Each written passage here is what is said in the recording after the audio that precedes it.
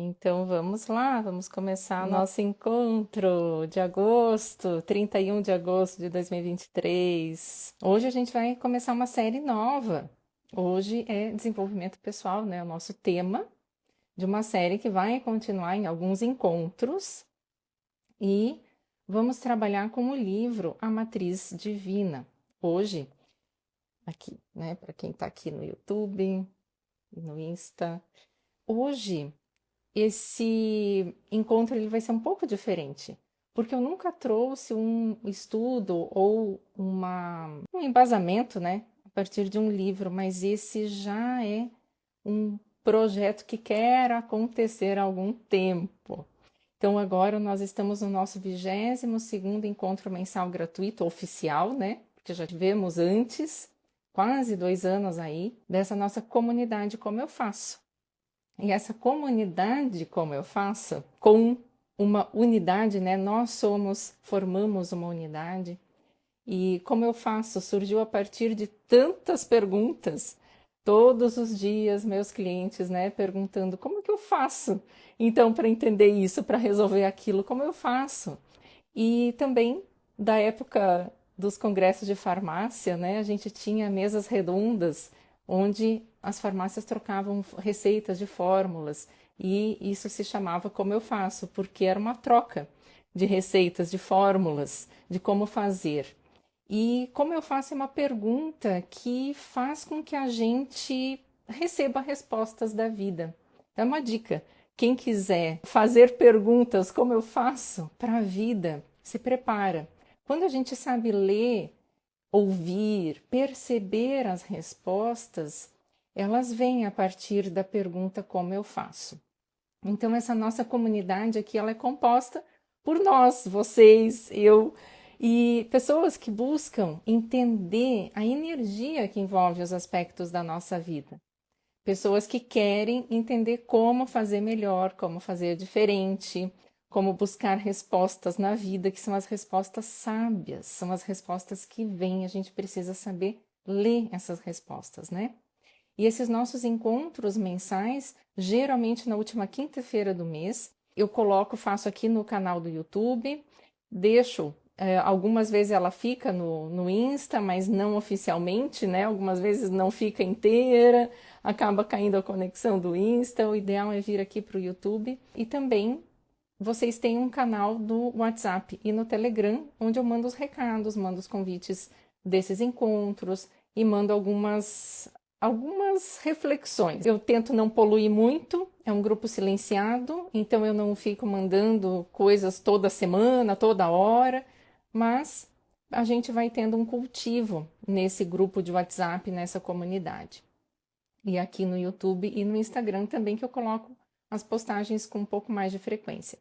Então, nesses encontros como hoje, a gente acaba criando uma consciência coletiva. Mesmo que a gente esteja em vários cantos do Brasil ou do mundo, que pessoas de outros lugares possam assistir, a gente cria essa consciência coletiva porque estamos aqui por um interesse comum e formamos essa rede coletiva. Isso permite que a gente se aproprie de um saber muito mais amplo do que aquele que a gente conhece apenas com a nossa mente. E as práticas que eu faço todas as vezes, elas também ajudam a consolidar o conhecimento, a transformar as emoções e a ampliar esse campo de consciência a partir de onde a gente enxerga. Porque toda vez que a gente muda o nosso estado de consciência, a gente muda o campo de consciência que a gente está, a gente vai mudar as nossas emoções.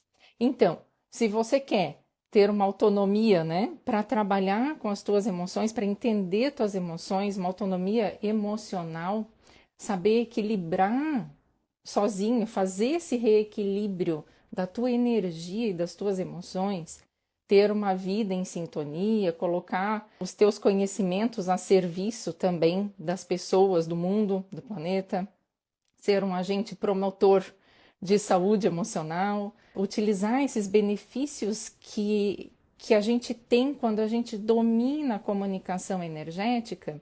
Então, participa dessa comunidade aqui junto com a gente. É só entrar aqui, se inscrever no canal do YouTube. Quem não se inscreveu ainda, se inscreve. Curtir, porque isso ajuda muito. Fazer essas atividades nessas redes sociais que é uma forma gratuita de eu trazer esse despertar. Bom, gente, então assim, a gente já fez várias séries, já falei, teve uma série Energia Consciência, onde eu fazia as parábolas, as práticas e as aulas. Então foram 9, se não me engano, 9 aulas e parábolas e práticas. No site tem 5 que estão montadas, inclusive, as parábolas e as práticas. Quem quiser adquirir essas parábolas e práticas, quem é aluno da formação, recebe gratuitamente essas parábolas e práticas para poder utilizar com seus clientes, para utilizar para si, porque elas realmente nos colocam num estado de consciência que a gente compreende, por exemplo, a energia do amor, energia da coragem, energia da liberdade. E assim a gente foi fazendo essa série. Depois a gente foi para a série Inteligência Espiritual, com 7 aulas também, com práticas. A gente falou inteligência espiritual no dia a dia, inteligência espiritual nas relações afetivas, inteligência espiritual na saúde, nos sentimentos, inteligência espiritual no trabalho, inteligência espiritual na visão de futuro, inteligência espiritual na conexão com a vida. Todas relacionadas aos nossos corpos energéticos e aos chakras também. Então foi uma série bem legal. E agora a gente vai então para a série Desenvolvimento Pessoal, que foi uma votação de vocês, que eu já tinha sentido, pessoal. Foi muito legal. Porque assim, quando eu falei na nossa último encontro, eu disse, eu não sei o que vai vir para agosto ainda. Eu já estava com esse livro na cabeça, eu falei, caramba, vai ter que ser esse livro, não sei o que eu vou fazer ainda, né? Eu tinha que entender isso. E eu pensei, eu vou fazer uma votação, porque se eles votarem saúde emocional, é bem mais fácil para mim, né? Bem mais fácil, porque daí eu podia deixar para outro mês para a gente trabalhar as questões que querem vir, que seria tipo, e vai acabar surgindo um laboratório, né? A minha intenção é a gente fazer um laboratório para estudar mais profundamente algumas literaturas. Então hoje eu estou fazendo aqui essa experiência, vamos ver como que vai ser, como que a gente vai fazer essa série, mas é muito interessante porque a votação de vocês foi exatamente para desenvolvimento pessoal e o livro. Eu digo, bom, tem que seguir o que a gente sente mesmo, né? Não tem escapatória, então vamos lá. Vamos trazer esse livro maravilhoso aqui. O Greg Braden, ele foi um projetista de sistemas de computadores, né? E é um geólogo. Mas ele é reconhecido por muitos livros que ele já escreveu como um investigador que faz a ponte entre a ciência e a sabedoria antiga. Então ele tem vários títulos já escritos e são muito, muito interessantes os livros dele. E esse livro, A Matriz Divina, ele foi escrito em 2006, eu acho, 2008, não estou bem lembrada. E veio essa intuição, assim, eu até pensei, poxa, pensei, né, vou deixar isso para formatar certinho, o grupo de estudo, para fazer o laboratório de estudo. Não, tinha que vir já. Pensei, vou pegar um outro livro então, né, um livro que eu conheço de cabo a rabo, que eu já tenha lido inteirinho, de frente para trás, para frente. Não, é esse aqui. E eu vou dizer por que eu escrevi para vocês lá nos stories, que eu também não tinha lido esse livro. Mas em partes, tá? Eu li, só que eu não li de maneira convencional. Então, o que aconteceu? Quando eu fui montando meus materiais, tanto para o curso Bioquímica das Emoções, quanto para a formação também, eu tenho muita essa questão dessa sensibilidade, da intuição, né? De pegar o que precisa vir.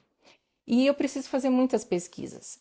Então, muitas vezes eu estou num tema e eu preciso de fonte de pesquisa daquele tema que eu estou colocando na aula, certo? No material, no curso.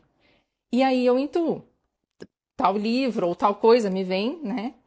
Então eu vou realmente lá e abro naquela parte ali, aquela página que eu intuí, ou né, pego aquele livro e realmente tem exatamente o que eu preciso para montar aquele trabalho, para ter essa fonte de estudo, para poder montar a aula, para montar o trabalho, enfim. Então eu li esse livro dessa forma.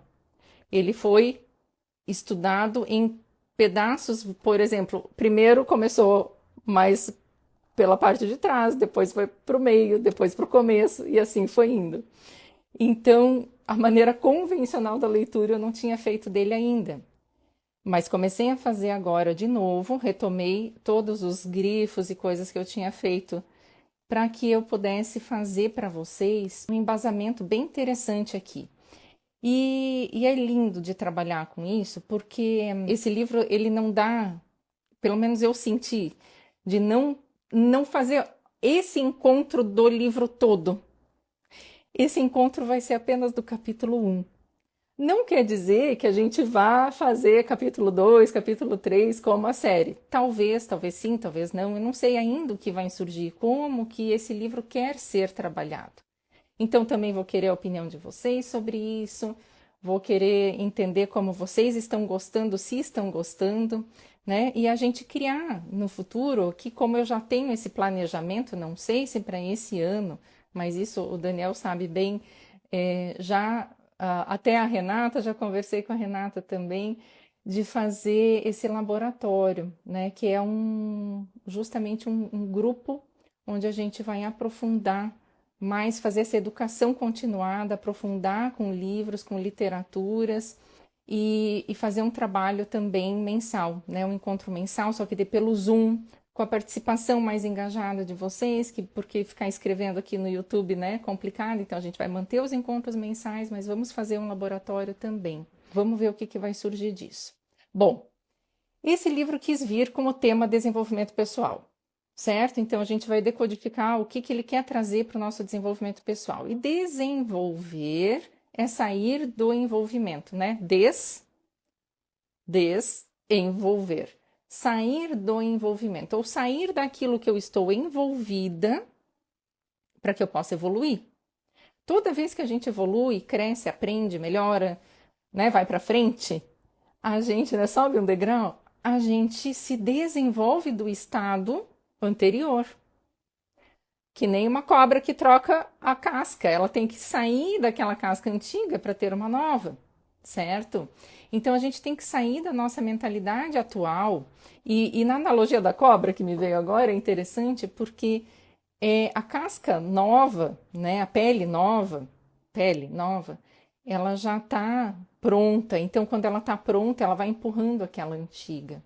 Quando a gente vai trabalhando o nosso interior, a gente vai empurrando essas coisas velhas, a gente vai dando espaço, a gente vai se desenvolvendo, vai saindo do envolvimento daquele antigo, daquele anterior nosso. Só que a gente tem que cultivar esse novo, essa nova mentalidade. E a pergunta justamente é: qual que é a utilidade, por exemplo, da gente saber que uma partícula de matéria pode estar em dois lugares ao mesmo tempo e que os elétrons vão se deslocar mais rápido do que o Einstein tinha previsto, né? Se esse conhecimento não acrescentar nada na nossa vida, o que adianta? Então, só quando a gente tiver o entendimento dessas relações, dessas ligações, dessas descobertas da ciência, da física, né?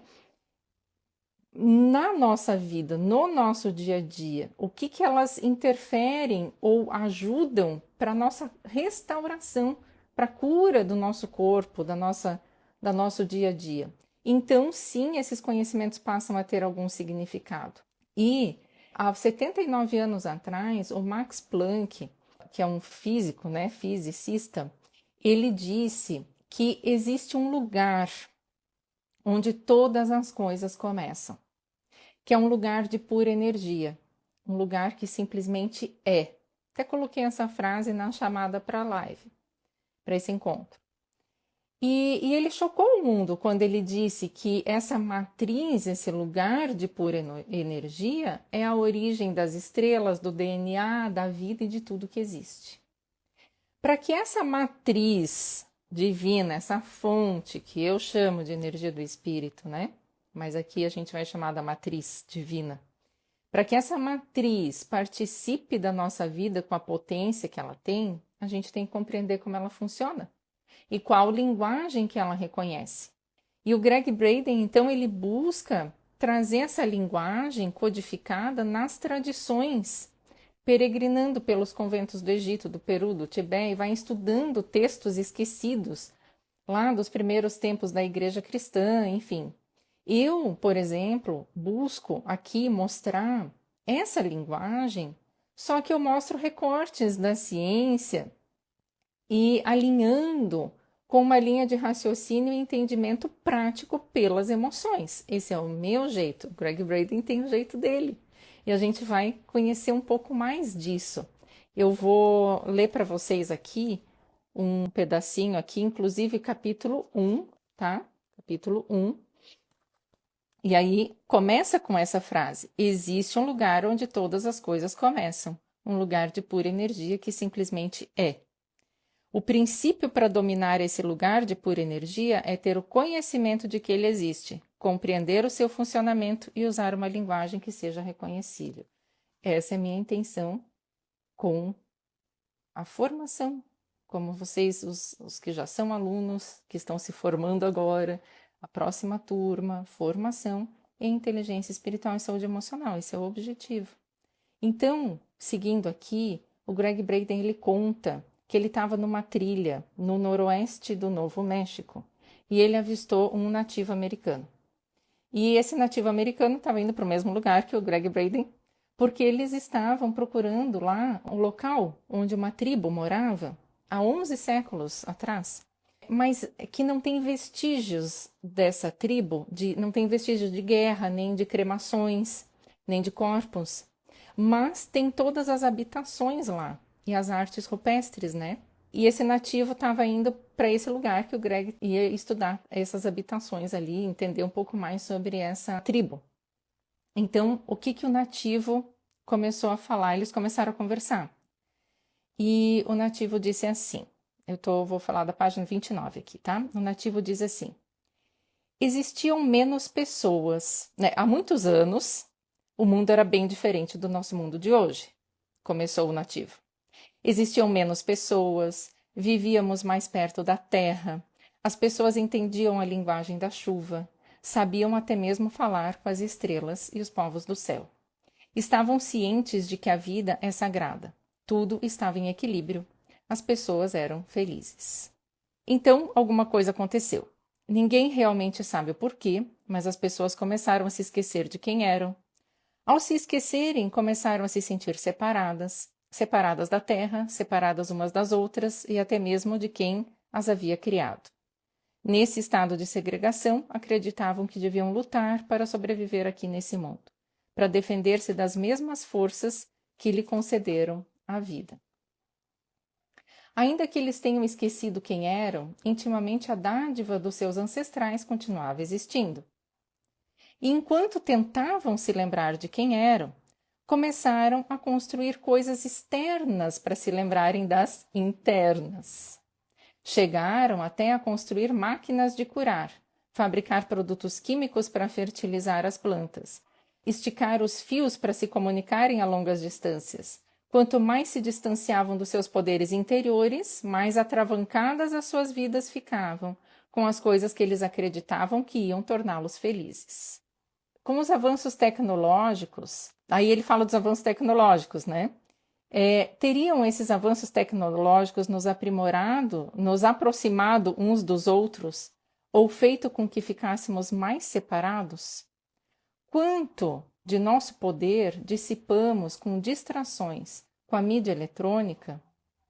Além disso, quando evitar doenças passa a ser o principal foco, em vez de como viver de maneira saudável, ou como evitar a guerra em lugar de cooperar na paz, percebemos que fizemos a opção do caminho da sobrevivência. Dessa maneira, ninguém vence. Como que a história termina? Perguntou o Greg. Então, aqui eu resumi um pouco o que o índio falou, né? E aí o Greg pergunta, como que a história termina? As pessoas encontraram finalmente o poder e se lembraram de quem eram? E aí ele disse, ninguém sabe, porque a história ainda não terminou. As pessoas que se perderam são nossos ancestrais. Somos nós que estamos escrevendo o final dessa história. E aí o Greg fala assim, vai continuando aqui o livro, né? E daí ele diz assim, nas minhas discussões com historiadores e arqueólogos, cujas vidas são baseadas na interpretação do passado, eles dizem, já que os povos anteriores, né, nossos ancestrais eram tão adiantados, cadê a prova de tanta tecnologia? Mas o Greg reflete, Será que ao encontrarmos os restos de civilização avançada, como as do Egito, Peru ou do sudoeste do deserto americano, nós estaremos realmente nos deparando com remanescentes de uma tecnologia a tal ponto adiantada que dispensava o uso de torradeiras e DVDs? Talvez tivessem superado a necessidade de viver num mundo exterior desordenado e complexo. Talvez soubessem algo acerca deles mesmos que tenham lhes dado uma tecnologia interna para viver de modo diferente, uma sabedoria que já esquecemos. Tal sabedoria lhes trouxe tudo de que precisavam para sustentar e remediar suas vidas de uma maneira que estamos somente principiando a perceber. De fato, na menor de todas as escalas do mundo, as próprias partículas que nos constituem quebram as regras que dizem sermos separados uns dos outros e limitados na nossa existência, porque no nível das partículas, aparentemente tudo está interconectado e é infinito. Bom, aqui eu li alguns trechos, né, do começo desse capítulo, e é muito interessante, porque já começa uma reflexão. Quando foi que a gente se perdeu? E a história não termina, porque a gente foi se sentindo separado, separado, separado. Será que aqueles ancestrais, eles tinham essa tecnologia interna, né, tão desenvolvida a ponto de refutar tanta modernidade ou tecnologia nesse sentido, assim? Para a gente refletir como que isso está influenciando a nossa vida hoje. E se a gente está escrevendo o final da história, ela vai terminar quando a gente voltar a se sentir unido, né? E não mais separado. Então, essa busca pela reunificação é a busca pelo final da história, porque em algum momento a gente se dissociou, se sentiu separado da vida, dos pulsos da vida, do tempo do planeta, o nosso tempo interno. E quando a gente vai retomar isso? Quando que a gente vai conseguir sentir essa integralidade? Esse é um tema que a gente vem trabalhando muito nesse desenvolvimento, tanto aqui na comunidade quanto na formação. Quem é aluno sabe o quanto é importante a gente ir para dentro e conseguir entrar nesse pulso, porque tudo é um pulso. A nossa energia criativa, que é essa energia do espírito que flui por nós, ela tem pulsos, expansão, recolhimento. A gente precisa conseguir ouvir, entender, conhecer. Então, no nível das partículas, está tudo interconectado e é infinito. E a gente tem uma dependência muito sensível de tudo que está acontecendo. É o efeito borboleta, que eu também já expliquei lá na formação. Esse efeito borboleta é o fazer aqui e sentir lá. Mas o mais importante é que as pesquisas vão mostrando que tudo está conectado porque nós estamos conectados. Não existe a gente separado de uma coisa conectada. Nós fazemos parte de tudo isso que está conectado e nós sentimos as influências de tudo que acontece. E tem uma unidade interior no meu corpo, no corpo de vocês, no corpo de todos nós. Uma centelha, uma unidade, uma energia do espírito, a matriz, como esse livro fala. Em todos os seres, em todo o planeta existe essa unidade, que é a mesma força que cria tudo e que é por onde a gente tem uma comunicação direta com tudo e com o todo. Mas a gente está adormecido para isso e a gente precisa despertar, porque quando a gente muda essa nossa percepção, a gente pode usufruir desse campo de comunicação. Esse é um campo de comunicação, comunicação energética, é o objetivo do meu trabalho. Por isso esse livro é fantástico, porque ele vai mostrando, aprofundando e trazendo estudos e relatos, enfim. E é muito interessante olhar pela abordagem da história dos ancestrais e com a inteligência desse autor, né? Bem interessante olhar a partir do olhar dele. E é assim que a gente vai poder lidar com situações impossíveis ou complexas. Quando a gente domina esse campo, essa matriz, a gente entende que ela existe e a gente começa a entender como nós fazemos parte, que nós fazemos parte. E é por isso que ela existe. Então, a primeira mudança que a gente precisa é começar a ver a gente como parte do mundo e não separado dele. Então, essa é uma coisa que já começa, né? Nossa pele nova que vai, nossa mentalidade nova. Eu faço parte do mundo e não separado dele. O universo, ele é feito de ondas e partículas. Inclusive, as partículas de luz são capazes de estar em dois lugares diferentes, mas atuarem da mesma forma, mesmo que distantes. A Michelle mandou um estudo que eu já tinha visto também, e eu recebi hoje também da Eliane Xavier, que é uma mestre em física quântica maravilhosa. Também ela postou e eu peguei o link ali da matéria. Eu posso até enviar para vocês essa matéria sobre esse estudo de como essas partículas se conversam mesmo quilômetros de distância. E está sendo feito nos dias de hoje, ainda. Então, já foi estudado que as coisas na natureza compartilham as informações. Ainda está sendo estudado, mas é fato. Essas coisas compartilham informações, inclusive, mais rápido do que a luz. E isso mexe com a nossa imaginação, vai abrindo espaço para as novas realidades. E o Einstein, ele acreditava que havia algo que ligava o passado e o futuro. O Einstein chamou isso de espaço-tempo. Deixa eu ler para vocês, que eu separei aqui na página 36.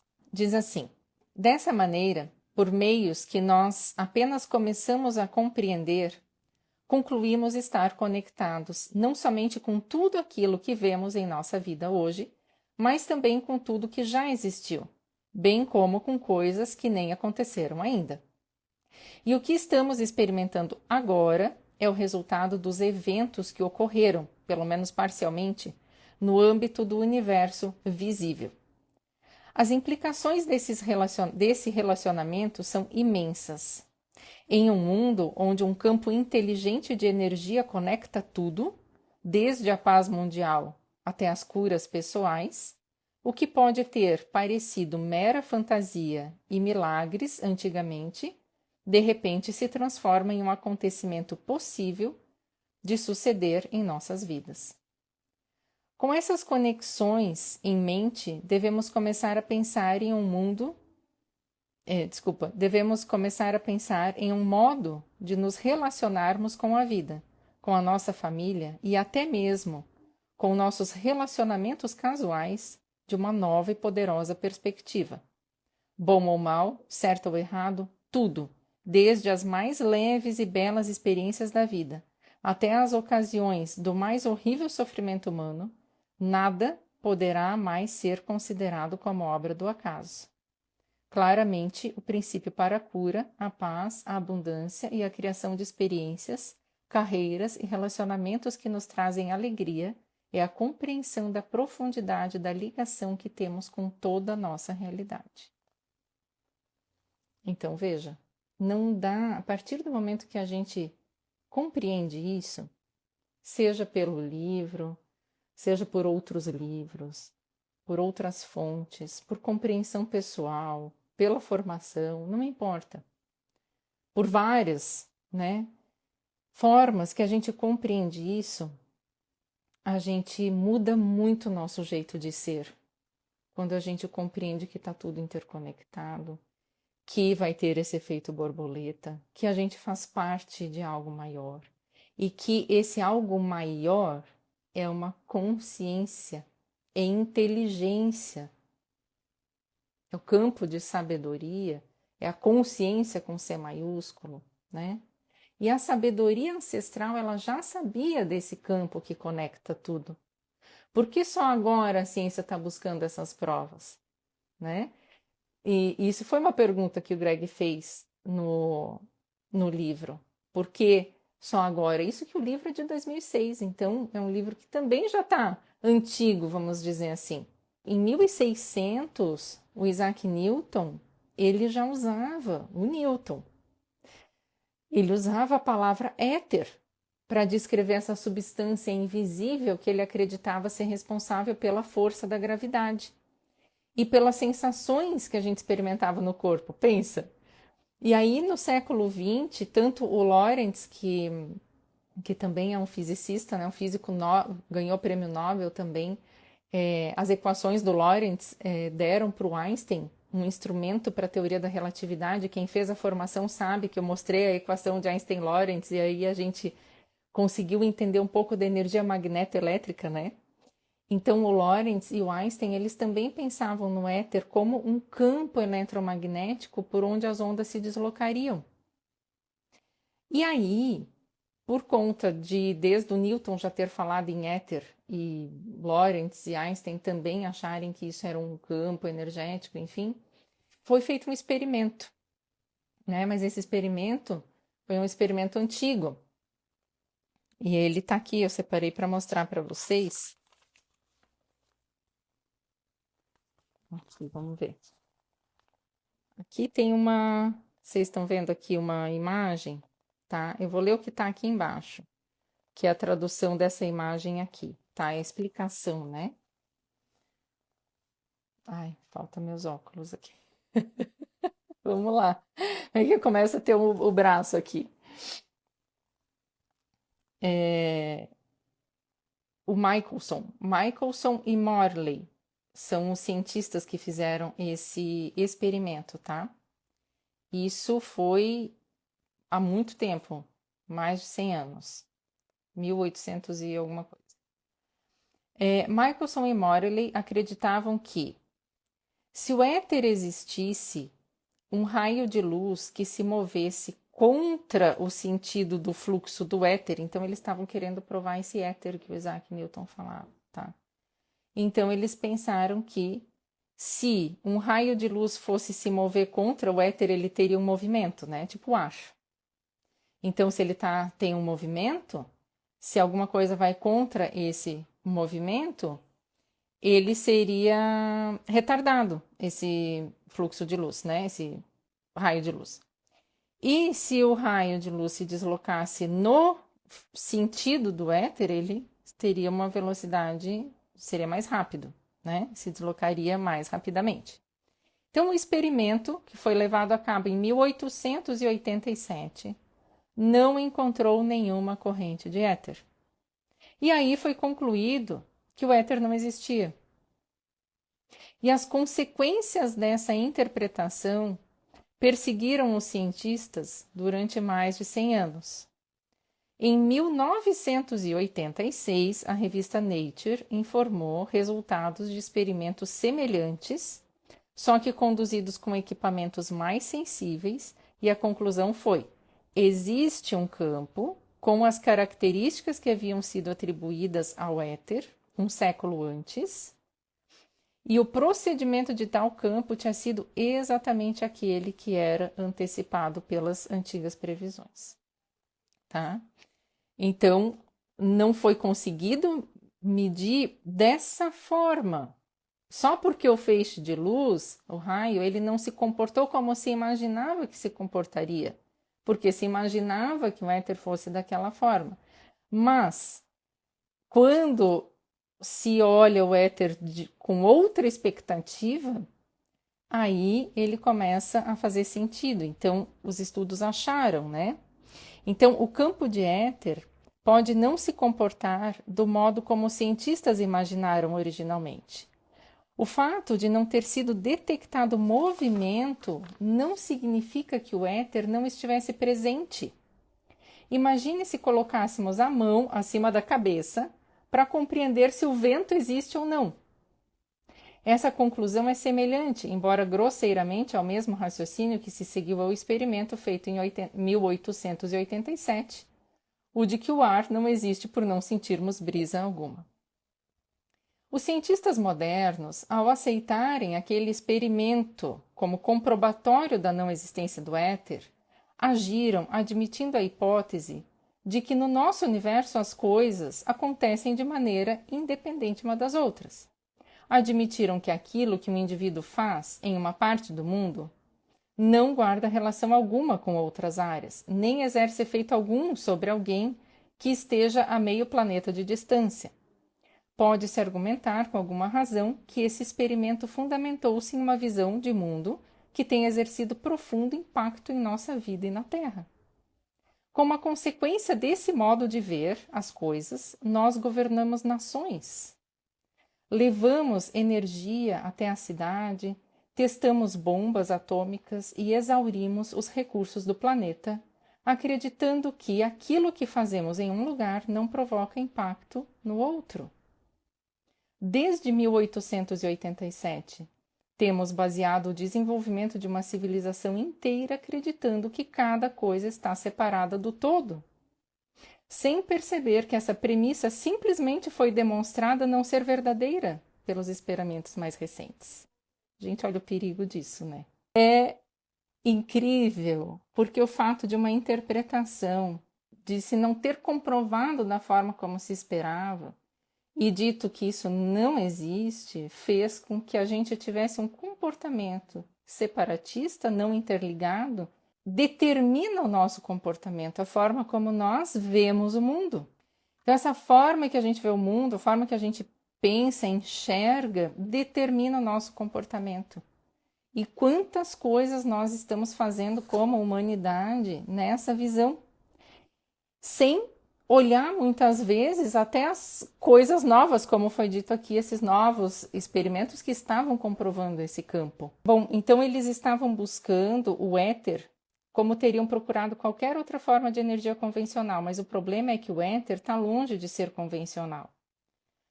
Daí, o outro experimento foi feito pelo Silvertooth, equipamento que utilizou um equipamento muito sensível e detectou o movimento do campo de éter. Estava interligado, e esse campo, nesse experimento, ele falou que ele está interligado com o movimento do planeta Terra.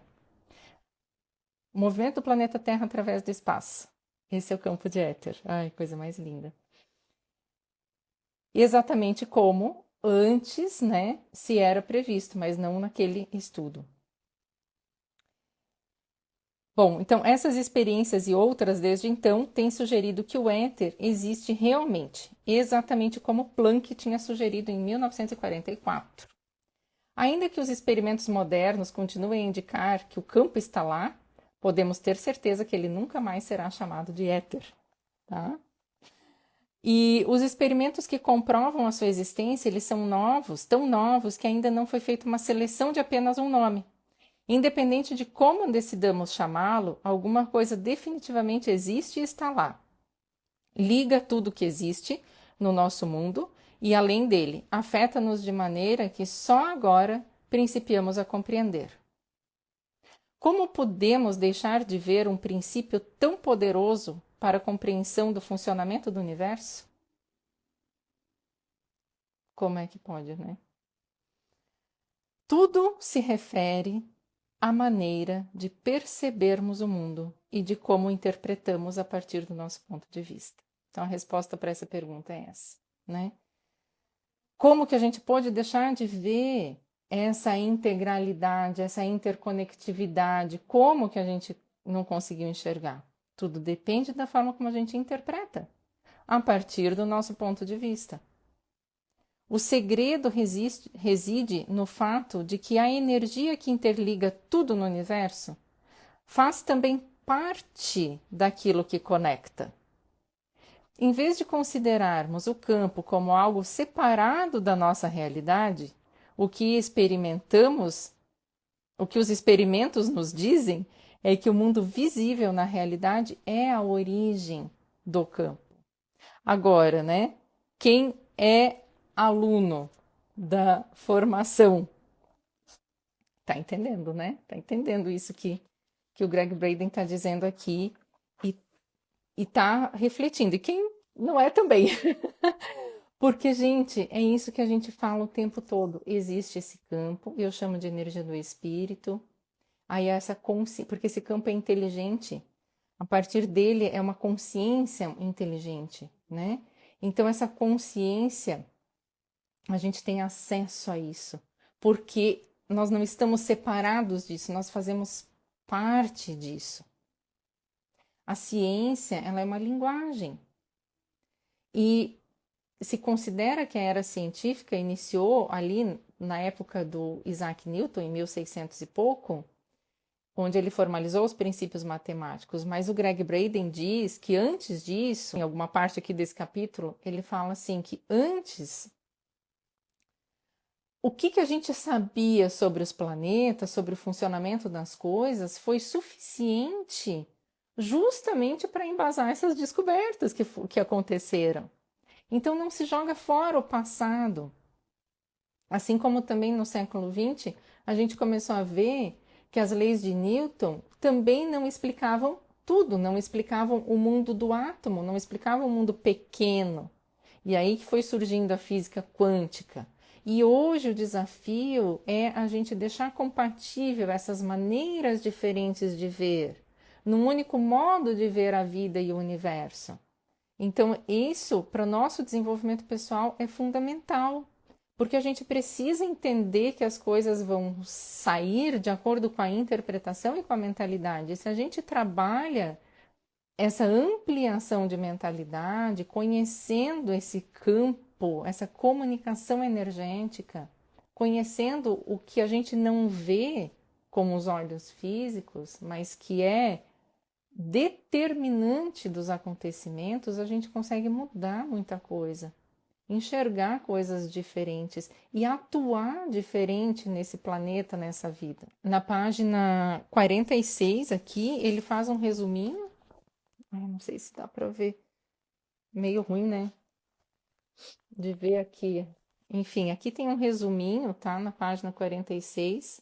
Um resuminho que fala resumo do longo caminho rumo à teoria unificada. Aí ele vai lá desde Newton até 2000 e alguma coisa que ele põe em interrogação, né? Que seria a nova e melhorada teoria unificada da física. Então é bem interessante.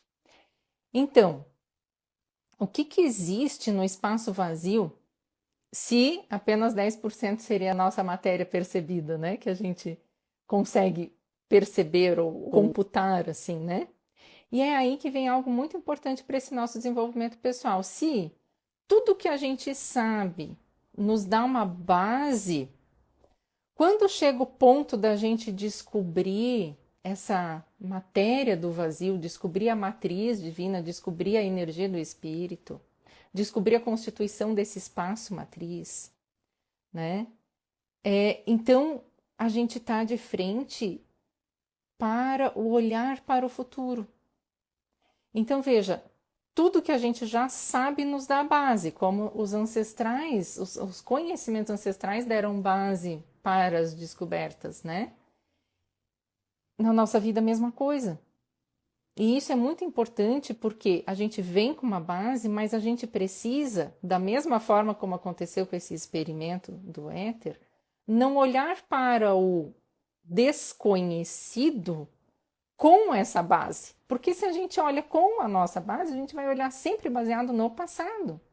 E esse olhar vai gerar uma interpretação, muitas vezes errônea, ou uma não visão do que se deve ver.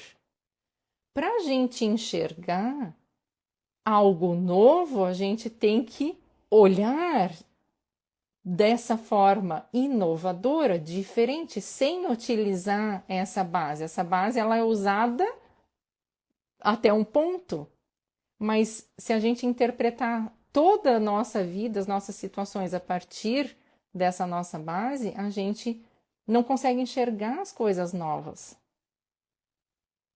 Então, essa é a minha consideração aqui diante do livro, diante do que eu falei para vocês aqui do livro, fui considerando. É fundamental a gente entender comunicação energética, porque a gente quer achar a solução para a vida. E a solução para a vida, ela está lá na vida, no campo, nesse campo unificado, na matriz divina, ou na energia do espírito, ou nesse campo de sabedoria, está lá. Não está no que a gente já sabe. Então, aqui na página 48, deixa eu ver o que eu marquei aqui. Eu grifei aqui, ó.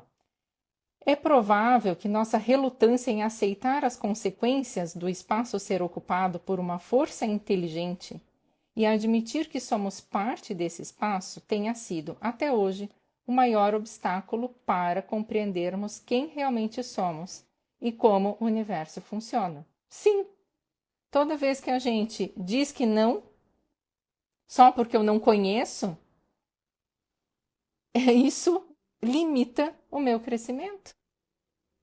E é nisso que eu foco aqui com vocês, e por isso é tão importante trazer essas literaturas para a gente esmiuçar, degustar isso a partir da comunicação energética, porque vocês que fazem parte aqui da comunidade, que estão querendo estudar isso e desenvolver, vocês sabem o quanto é importante ter essa visão livre. Livre. Esse campo, esse espaço, ele só pode ser descoberto com o olhar aberto e não com o que já se conhece. E nós sabemos fazer isso, nós sempre soubemos. É o que eu considero a nossa inteligência espiritual intrínseca, que dá um sentido amplo para as coisas que a gente já sabe e que nos revela algo mais, justamente para fazer sentido. É um campo real de energia, só que ele não é convencional. É um campo real, mas não convencional. E essa inteligência espiritual que faz com que a gente consiga inserir o nosso conteúdo, o nosso passado, o que a gente já sabe, com o que a gente está descobrindo nesse campo junto, porque estamos nesse campo. Não está separado de nós. Isso é inteligência espiritual. Por isso é tão importante entender. E então vamos lá. E mais um pedacinho que eu separei aqui. Max Planck afirmou que a existência do campo sugeria uma inteligência responsável pelo nosso mundo físico. Devemos supor que por trás dessa força, que percebemos como sendo matéria, existe uma mente consciente e inteligente. Ele concluiu então que essa mente é a matriz de toda a matéria. É o que eu chamo de consciência com C maiúsculo, né? Ou campo de sabedoria, ou a energia do espírito e essa consciência da energia do espírito, tá? Planck chama de matriz. E aí, que no decorrer dos capítulos, ele vai falando do estudo dos fótons gêmeos, que eu falei no começo lá, né? E que eu até falei que eu recebi esses 2 artigos, que foram feitos estudos muito recentes agora, desse mês, assim, né? Então, bem interessante, que explica que as partículas que foram unidas depois de separadas, elas permanecem conectadas para sempre, mesmo que elas estejam a uma distância grande. E no livro ele fala que isso explica o Big Bang, onde tudo era concentrado do tamanho de uma ervilha e há 20 bilhões de anos, e com a explosão tudo se amplificou, mas permanece conectado. Essa energia de conexão é a matriz divina. É isso que ele fala aqui. E no estudo dos fótons gêmeos, eles separaram esses fótons que estavam unidos por 22 quilômetros de distância, e esses fótons eles eram forçados a escolher caminhos, né? Então eles chegavam num lado, no outro, e eles tinham os mesmos caminhos para escolher, né? Vamos dizer, direita e esquerda, enfim. Tinham 2 caminhos, as mesmas opções. E eles sempre, em todas as experiências, os testes dessa experiência, todas as vezes eles escolhiam o mesmo caminho. O mesmo caminho. Certo? Então, diante disso, a gente entende que o que a gente faz numa parte da nossa vida tem efeito em outras partes. Qualquer parte da matriz divina contém tudo que existe no campo, é aquele efeito holográfico. Inclusive, ele dá um exemplo da oração, que a oração a gente não precisa enviar, vamos dizer, a oração para ninguém, porque quando a gente faz no nosso quarto, ela já existe no lugar onde ela é intencionada. Essa matriz divina, ela fornece a continuidade do que a gente escolhe e do nosso futuro, do passado, presente e futuro interligados num só recipiente. Aí que eu digo, né, quem é meu aluno da formação sabe, é o nosso ecossistema, a gente não tem como sair desse recipiente, dessa interligação. Energia, consciência, que vão fazer o quê? Gerar emoções no nosso corpo. E é assim que a gente consegue fazer a leitura desse campo, fazer uma conversa com a vida. Então, isso é fundamental para o desenvolvimento pessoal. E é diante disso que a gente dá um significado novo para as nossas relações, até para a nossa relação com a vida. Porque a gente passa a não ser mais vítima, né, de forças que a gente não vê. a gente passa a compreender que a gente pertence, que a gente é participante e que é exatamente esse recipiente, esse lugar que nos contém, que estamos contidos, que nos fortalece. E olhar a partir desse mirante, a partir dessa mentalidade ampla, é o primeiro e o grande passo do desenvolvimento pessoal. É o primeiro e o grande passo do desenvolvimento pessoal. Tá? Deixa eu ver se eu quero falar mais alguma coisa. Acho que não. Acho que o que eu queria, que estava grifado assim para falar era isso, tá? Veja se vocês têm alguma pergunta para a gente ir para nossa prática. Enquanto isso, eu vou tentar dar uma. Deixa eu ver, Rita. Rita. Pode-se concluir que, mesmo o universo continuando em expansão, tudo continuará interligado. E todo. Sim, Rita? Sim. Por tudo que ele falou aqui, isso aqui é só o capítulo 1. Mas por tudo que você sabe, você também é aluna da formação, né, Rita? Sim, tudo vai continuar interligado. É esse efeito holográfico e o efeito borboleta e as consequências de tudo e todos, das nossas ações, das ações de todos. Então, nesse capítulo 1, tá? A gente viu o capítulo 1. A gente viu essa visão holística do universo. Esse é o título, né, desse capítulo, inclusive. Ele vai explorar a ideia de que tem uma conexão profunda e interligada entre todos os aspectos do universo. E aí ele apresenta essa matriz divina como um campo de energia que permeia todas as coisas e sustenta essa realidade que a gente experimenta, fazendo pontes, né, entre a filosofia, a espiritualidade, a ciência. Como essa abordagem holística pode impactar a nossa visão de mundo e a nossa relação com o universo. Então é bem interessante, quem gostou por aí dessa abordagem, quiser comprar o livro para ler, né? Eu vou ver se no mês que vem a gente faz a continuação, né? Desenvolvimento espiritual e vamos continuar, tá? Vamos ver como que vai ser, se eu vou fazer capítulo 2, 3 junto ou um resumo até o fim, não sei ainda o que que vai rolar, né? Eu deixo vir. É bem interessante porque eu pensei, né? Como é que vai ser essa prática? Então, deixa eu vir a prática. E vocês vão ver que na prática que eu vou fazer agora, eu vou falar de uma tinta, tá?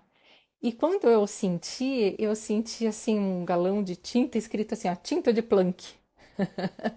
Eu não sei se existe, não joguei no Google para colocar, acho que não deve existir, não, deve ser só uma analogia do Planck, uma analogia de uma tinta de matriz divina, como se a gente pudesse pegar essa matéria dessa matriz, certo?